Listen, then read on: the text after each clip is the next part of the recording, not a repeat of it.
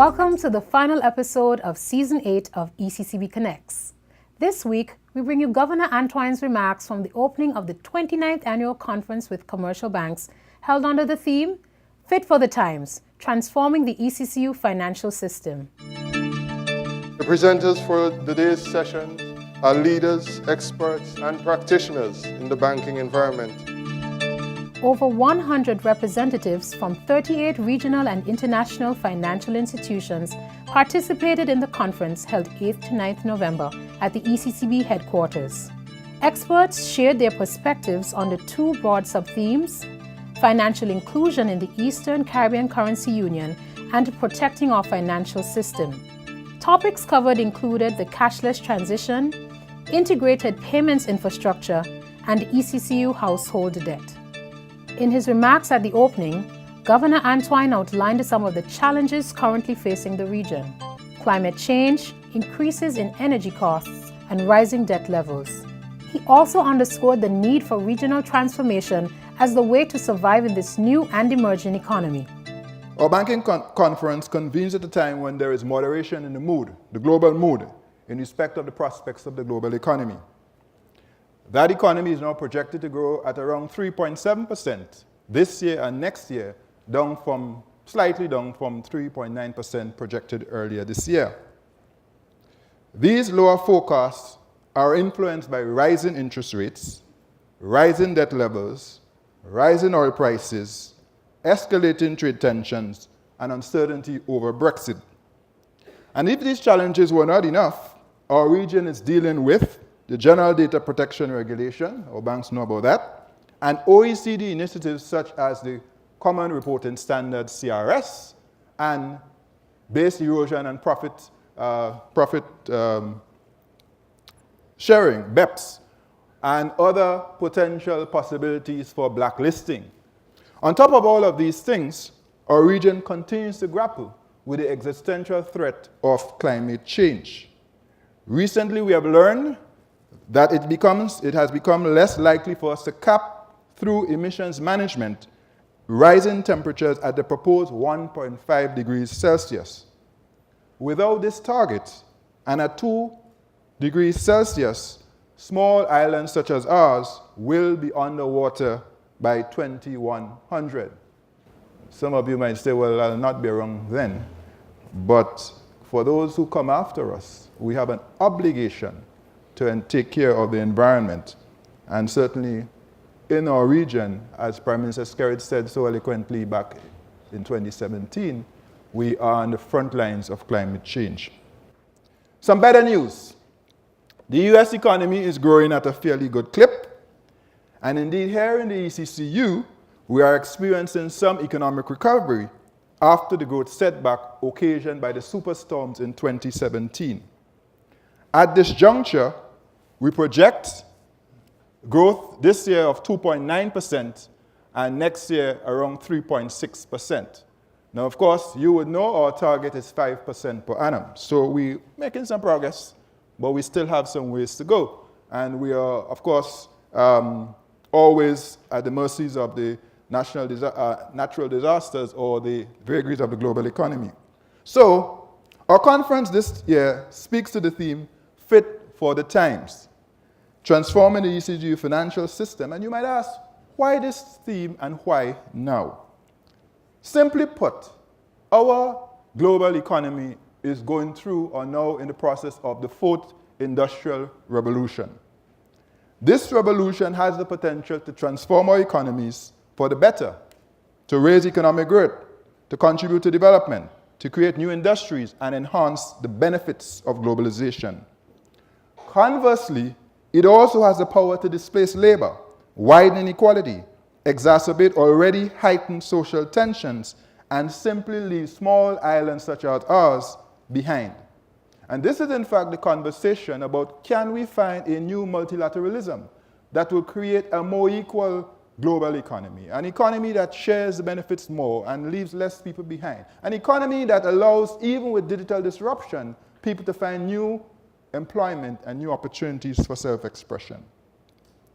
The key to survive and thrive in this new emerging economy is agility. Agility. And that's why we said fit for the times. We have to be agile to be able to cope with what is now facing us. As a region, we must choose. Do we muddle through and hope for the best? Or do we make a commitment to transform our economies? That's the question we have to ask. And I want to be very clear. When we make that choice, transformation means disruption. We have to be very clear about this. Transformation means disruption. So if we choose to transform, we have agreed to disrupt. And therefore, certain things must follow logically.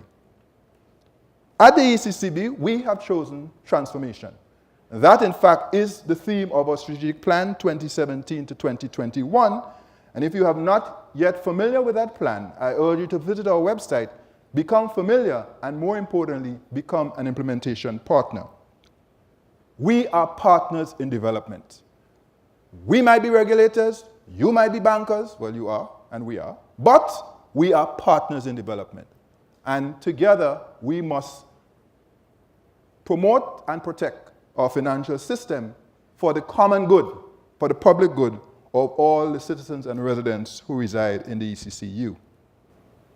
I again invoke one of my favorite Jackwell quotes, and those of you who know me know I repeat this often. And I learned this many, many years ago. Many, many years ago, and it's resonated so deeply with me that I repeat it instinctively now. If the rate of change outside is faster than the rate of change inside, the end is in sight. I feel strongly about this Jackwell quote because it calls us to consider, in the changing times, are we fit for purpose? Are we fit for the times? If you're in banking, you now must examine your business model to determine whether and to what extent that business model is appropriate for the dynamic financial environment in which you operate, with all of the proliferation of FinTech and all that it portends. But if you're in central banking, regulation and supervision, we also have to ask ourselves the question, lest we become irrelevant, unless we become ineffective. And so even as you grapple with the issue of how do I evolve and how do I adapt our business model to take account of new realities, we too at the ECCB are having the very same reflection and conversation. Because we also have to make adjustments in our environment, in our regulatory arrangements to be able to be fit for the times. So you're not on this journey alone. I want to share with you a quote, and this quote comes from the richest man in the world, Jeff Bezos. And Jeff said this: the number one thing that has made us successful by far is the obsessive, compulsive focus on the customer, as opposed to obsession over competition. And he made that comment at the Washington Club, Economic Club, in September of this year. And I've reflected on that a lot since I read that, because it seems to me, when we talk about FinTech, there tends to be two possibilities or two tendencies.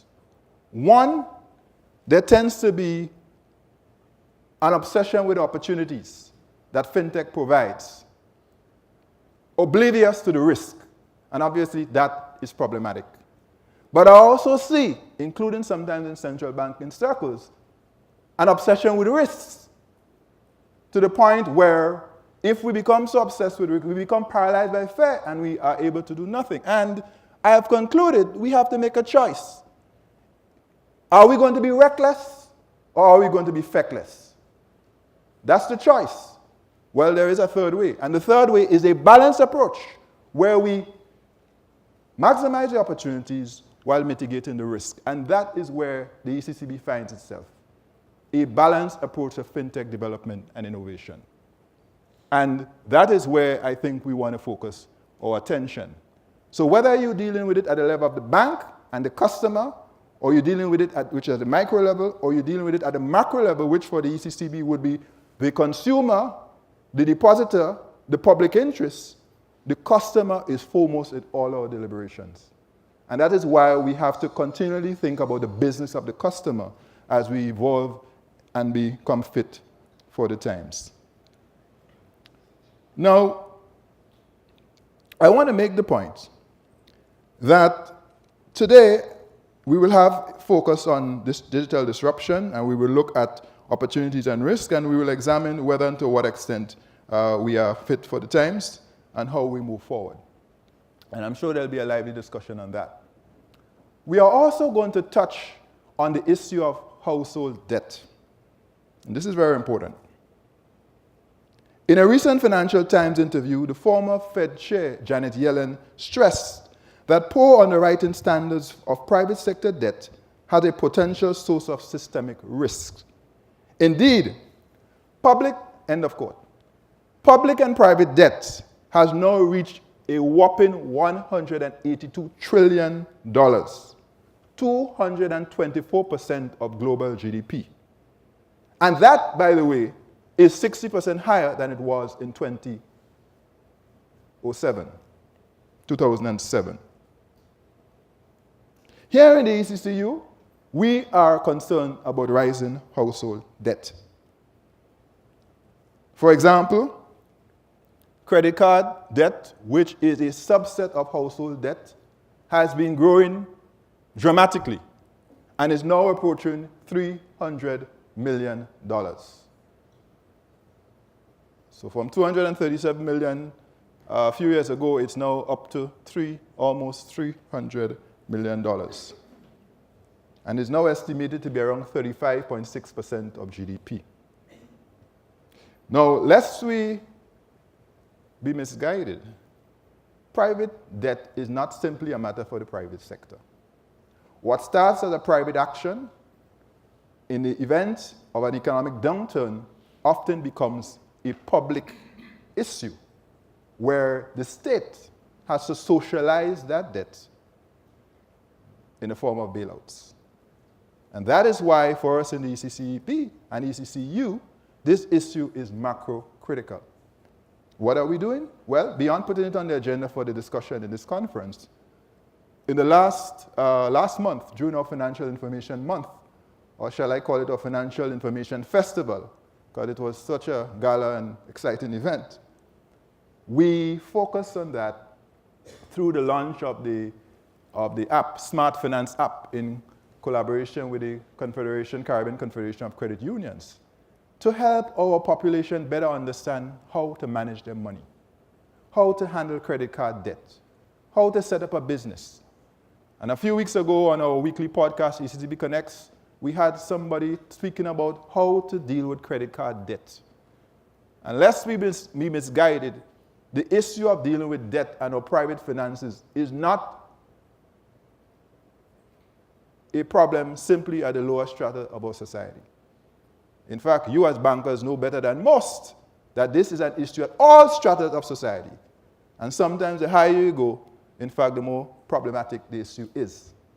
So it is an issue that we all need to confront and work together to address. And we believe it is timely for us to look at this emerging risk and take steps to address it. Before I conclude with these brief remarks, I want to provide a quick update on 3 strategic initiatives. The first is the Credit Bureau. I wish to announce or confirm that we have selected a Credit Bureau operator for the ECCU. After an open and transparent process, we are now at the stage where an operator has been selected and the licensing process for that operator is now underway. Our intention and expectation is to have that operator licensed by the end of this year and to have the Credit Bureau come into operation next year. I'm sure that is welcome news for banks, credit unions, and all who are concerned with the financial system. Hope springs eternal. You know how long we've been talking about Credit Bureau in this region? When I was at the World Bank back in 2005, we were having a discussion, and I'm sure it started before that. So it's been a while, and we are almost there. We are on the cusp. The second initiative I want to briefly mention is our electronic conveyancing project.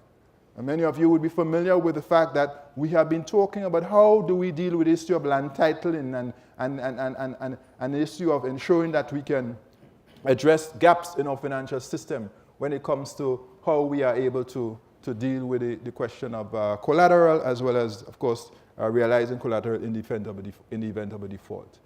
I will simply say that the report on this project, funded by the ECCB, we put our hands in our pocket, literally, funded by the ECCB, that report and the draft bill are now with us, and we will be circulating that for consultation, public consultation, ahead of a formal submission to the Monetary Council next year. So you can look out for that. The third and final initiative I want to mention, there's so many, but I'm sticking to 3, is our FinTech pilot. Most of you would be aware that in March of this year, we signed an MOU with BIT, a Barbados-based FinTech company, to explore a pilot on blockchain. I want to confirm that over the last several months, we have been busily engaged with you, FinTech operators, vendors, private sector, individuals, and of course, central banks who are involved in this in various parts of the world, to understand what the needs are and to help us design the parameters for the pilot. Those consultations have now been concluded, and we are now in the process of finalizing the business requirements and the contractual arrangements. Thereafter, the pilot will commence. What are we hoping to do with the pilot? 1, 2 years ago, at this very conference, I said to you, what will it take to reduce our use of cash by 50% over the next 5 years? You remember that question? And that discussion has never ended. We're now at a point where we want to introduce a digital fiat currency alongside our paper and test to whether and to what extent we can actually make this work in the ECCU and potentially further afield. So that's the first thing, a digital fiat currency. Notice I did not say cryptocurrency. I'm talking about something that's legal tender, where it's simply instead of the paper, we give you the digital. That's 1. And don't forget, I've always said that is part of the fight against crime. It's not the only thing, but it's an important contribution. Secondly, the speeding up and the lowering of costs for payments within the ECCU and beyond. So this issue of how we can speed up payments and lower costs is a use case that we want to address.